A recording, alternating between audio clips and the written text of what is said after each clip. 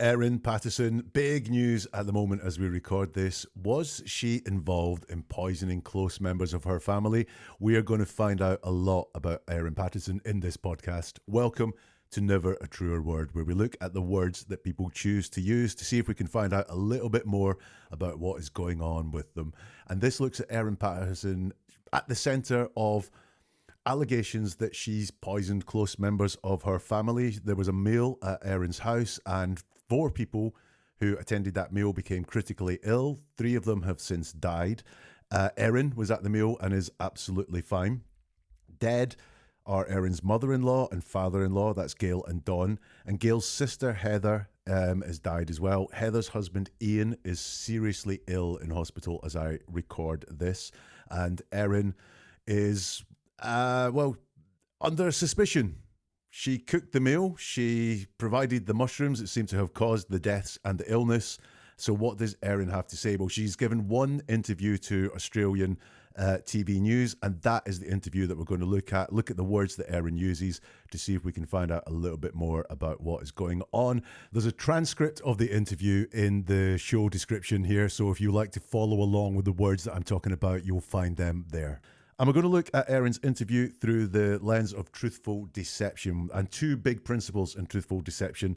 First one, the words that we use are the ones that we most want to use, the ones that we feel will be best fitted to what is going on. Sometimes that's our subconscious, just picking the words that best fit the truth. Other times, especially when we're under stress or in stressful situations, we deliberately choose words to provide a certain picture that we want people to see. The other principle is in general, we hate lying. In fact, we'd rather avoid telling the truth rather than tell a lie. So that's what we're going to look at here as we look at Erin's words. So the first part of this interview starts with Erin saying, "It's a tragedy what's happened." And she's then asked, "Can you tell us about the meal that you cooked?"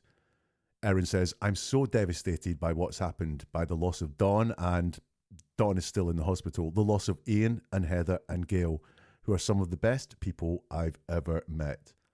This interview just starts with a huge red flag for me. In fact, this is why I got interested in this. Erin is asked about the meal that she cooked, and she avoids the question about the meal. She doesn't just divert from it or make it appear that she's answered the question, things that politicians do when they're asked a question that they really don't want to deal with. Erin ignores the question entirely. And we've got to ask, why would you do that? If there's a simple explanation, why not say that? If you don't want to address that issue right now, why not say that? And there may be a good reason why you don't want to address that right now, but why avoid it entirely? Why even just say, "I don't know what has happened," if you don't know what happened? Instead, Erin avoids the question entirely, and that's a huge red flag. Next, she's telling us how devastated she is, but look at the frame she talks about the devastation in. She comes first. "I'm so devastated by what happened." And then she comes last as well. "These are some of the best people that I've ever met." So she doesn't express sorrow on behalf of the people who are dead or just general sadness that these people are no longer around. It's all through her own lens. We'll see more of this as we go. Now, why is it? Well, it could be that Erin is self-centered, and I think we'll look at her words in this interview, and they do appear to be very self-centered. It could also be, look, she's a suspect here at the moment, so is she trying to convince us that she could not be responsible for these deaths because these were some of the best people that I've ever met? Could be. I'll just look at that phrase as well. It's really weak. Just some of the best people I ever met. She could have chosen to say, "These are great people. These are lovely people. These are close friends and family." But no, it's just some of the best people I've ever met. Also worth noting is that Erin gets it wrong here. Dawn is dead. But she, first of all, says that, the loss of Dawn, and then corrects herself erroneously to say Dawn is still in the hospital. Now, we all misspeak at times. There's a lot of shock going on. No matter what has gone on, the death of 3 family members will be shocking. So we all misspeak at times, especially when we're in shock. But just keep this in your mind as we go through, because getting the wrong person dead is a hell of an error. Erin goes on to say, Gail is like, and someone says to her, take your time. And Erin says, Gail is the mum that I didn't have because my mum passed away 4 years ago. And Gail's never been anything but good and kind to me. And Ian and Heather were some of the best people I've ever met. They never did anything wrong to me, and I'm so devastated about what's happened. So this is cliche time now. Gail is the mum that I didn't have, which is fine. And yet she then goes on to tell us about the mum that she did have until 4 years ago. I think what Erin wants to give us the impression of is, since my mum died, Gail has been just like my mum, or Gail has been like a mum to me since my mum passed away. But she doesn't say that. It's very clumsy. Gail is the mum I didn't have because my mum passed away 4 years ago. It's not fluid. And when something isn't true, we have trouble making it sound fluid because we don't have the authentic feelings and experience inside ourselves to turn into fluid words. So is that true? I'm not so sure. Again, in this answer, Erin's trying to portray her thoughts about these people as positive, but just look where the focus is. It's on people doing wrong to her. She says that Gail's never been anything but good and kind to me. And by saying that, instead of saying Gail's always been good and kind to me, by saying never been anything but good and kind to me, she's opening up the possibility. She's showing us that in her head is the possibility that Gail could have been things other than good and kind to her. And Ian and Heather, she does say they're some of the best people I've ever met, but then she goes on to say, they never did anything wrong to me. Again, her focus is on people treating her badly, being not good, being not kind, doing things wrong to her. And again, Erin's focus is on herself around these dead people. It's how their deaths affect her, what she has lost here, not wider. It's all about Erin. She says at the end there, I'm so devastated. And that's the second time already she's used that phrase, so devastated. And so is a really weak word to describe our severity of feelings. I see it in deception all the time. When someone says, I'm so devastated, it's potentially that they're not really devastated and they feel just saying, I'm devastated won't be enough. So they want to turn the emotion up a bit more, but there's nothing truthful inside them to turn the emotion up. So they use the word so. I'm so devastated, trying to persuade us about the severity of her devastation. The reporter tries to ask her a question. Can you tell us? And Erin carries on with the previous answer. And the loss to the community and to the families and to my own children who've lost their grandmother.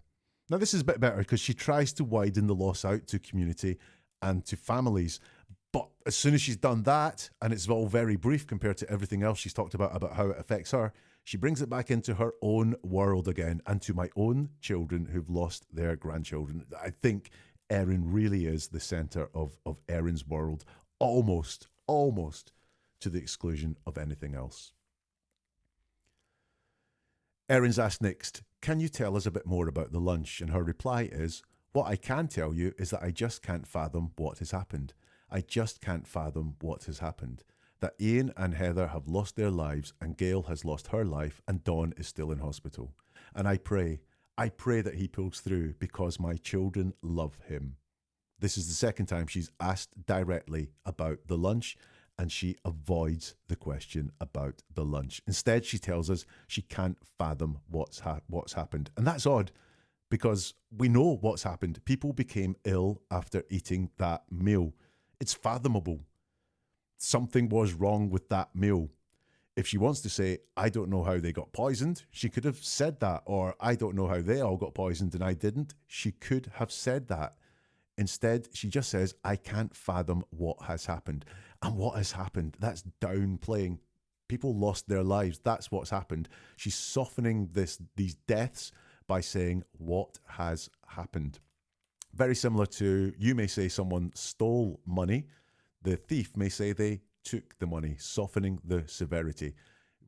We might say that someone murdered someone. The murderer may say they attacked that person. It's softening the severity of what went on. And what has happened definitely softens the severity of what went on.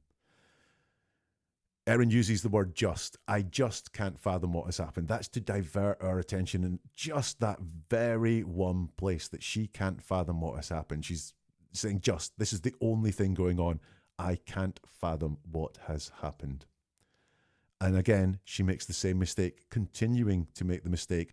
And I'm going beyond misspeak at this time. It's, I don't know, misinformed or just doesn't really care about the facts, because Ian is still alive. He has not lost his life. And Dawn is not still in hospital. Dawn is dead. And again, when we talk about softening and downplaying severity, it's these people have lost their lives, not these people have died or been poisoned. It's lost their lives. So Erin is certainly downplaying the severity of what happened here. And once more, we have this self-centered Erin's worldview of things. She prays that Dawn pulls through. Now, I think she means Ian or whatever, but she prays that he pulls through because my children love him. Not because, well, who wouldn't want a person to keep living? Who wouldn't want a person to make better? Who wouldn't want a person not to die? Just for all the reasons that is the humane thing to do. But the reason that she wants Dawn to pull through is because her children love him. Really, really interested in that. What are your thoughts on this? You'll find contact details at neveratruerword.com, and there's a link to that in the show description for this podcast.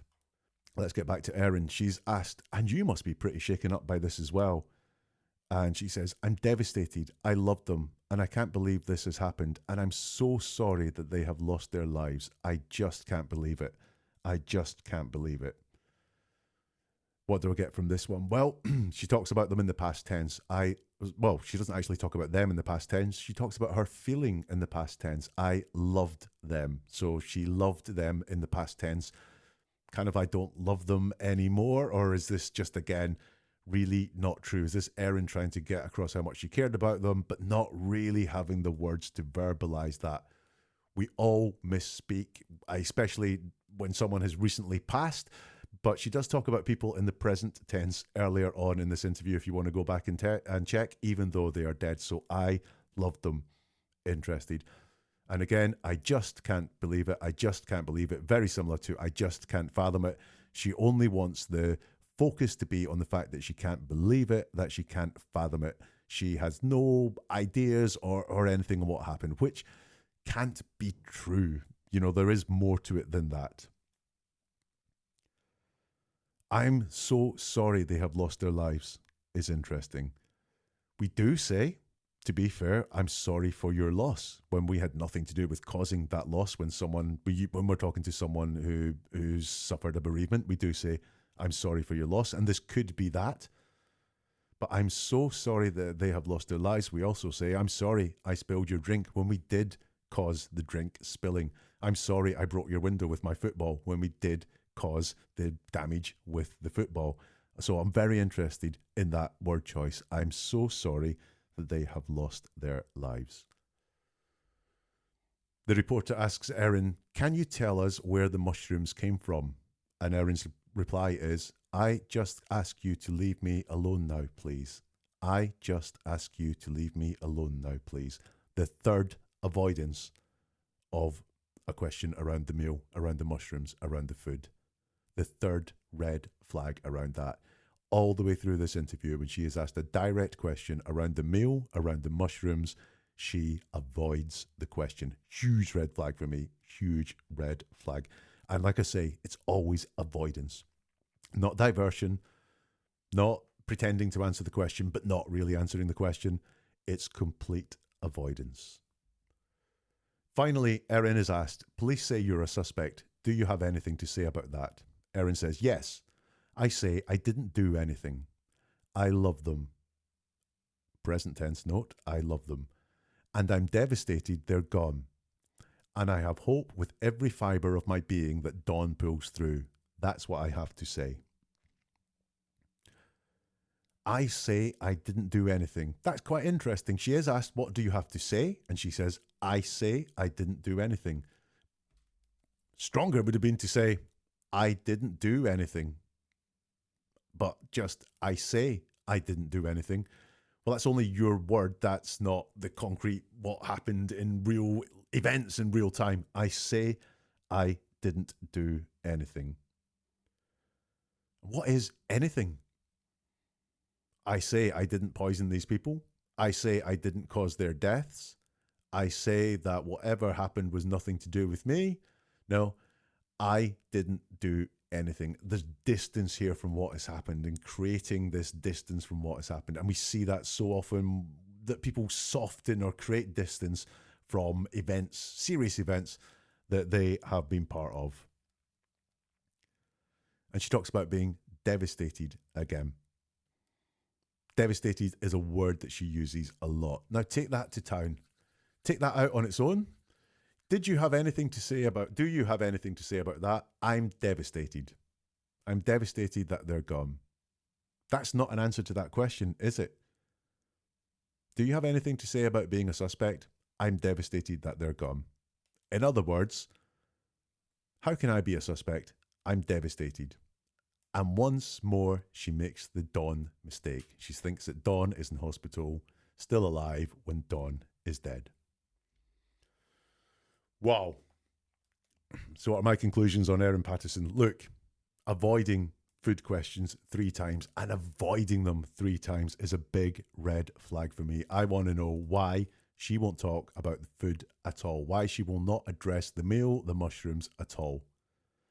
I think Erin is a very self-centered person, that most of what happens in Erin's world centers around Erin. She has difficulty relating to, seeing the good in, getting on with other people around her. Nearly everything she says, everything she talks about in this interview is about herself and her own very small restricted world. I think she lacks empathy as a person.